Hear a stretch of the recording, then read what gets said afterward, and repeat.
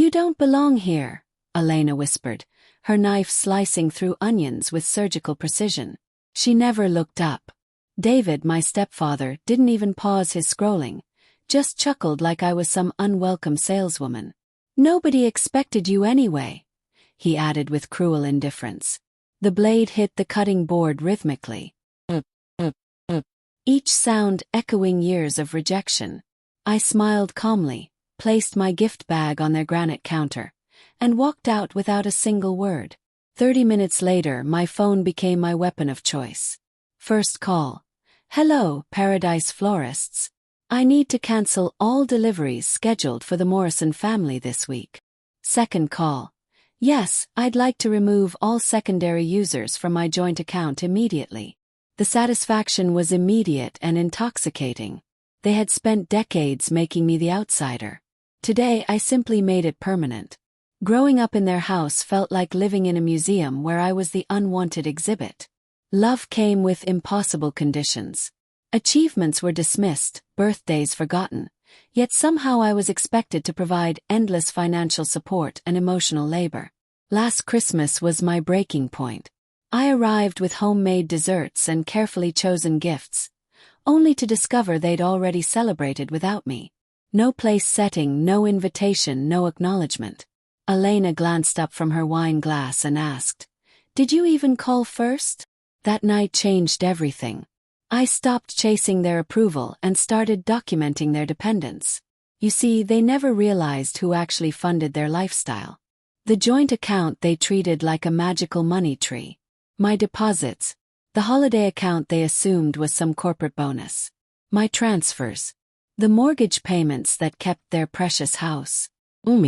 For months, I had been their invisible benefactor while they treated me like an inconvenience. This year I decided to give them exactly what they wanted, my absence. But first I made sure they understood the true cost. I had pre-ordered their entire Christmas celebration. Premium catering from Bella Vista, exotic flower arrangements, imported wines, even their traditional Christmas tree delivery. Everything charged to our joint account, everything funded by my money. When Elena told me I wasn't welcome, something crystallized. They didn't just exclude me. They had erased me while simultaneously depending on me. So I left that gift bag containing every receipt, every bank statement, every proof of who really paid for their holiday joy. Then I systematically dismantled their Christmas. Paradise Florists. The Morrison order was unauthorized. Please cancel and refund. Bella Vista Catering. I need to report fraudulent use of my account. First National Bank. I'm closing the joint account effective immediately. Each call felt like shedding chains I'd carried for years. At 7:15 p.m. David called, his voice tight with panic. "Why would you destroy Christmas?" I let silence stretch between us before responding. "Because you taught me that family is conditional. So I'm removing the conditions." "This is betrayal," he sputtered. "No," I replied calmly. "Betrayal is using someone for years while making them feel worthless. I'm just returning the favor." Elena grabbed the phone. "This family is falling apart because of you."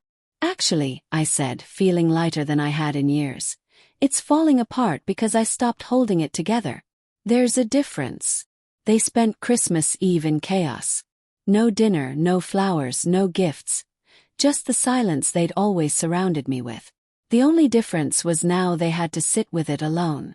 They called again on New Year's Day. Desperate voicemails about fixing things and being reasonable. I didn't respond, because I finally understood something profound. Being forgotten teaches you how to remember yourself. This year, for the first time in decades, I celebrated in genuine peace. Quiet, yes. Alone, perhaps, but not lonely. Sometimes the most powerful revenge isn't a scream. It's an exit. One where you leave the door wide open so they can see exactly what they lost, and exactly who chose to walk away. They wanted me gone. I simply made their wish come true, along with all the consequences they never considered. The best part. They'll never admit they need me, but every unpaid bill will remind them exactly who they pushed away.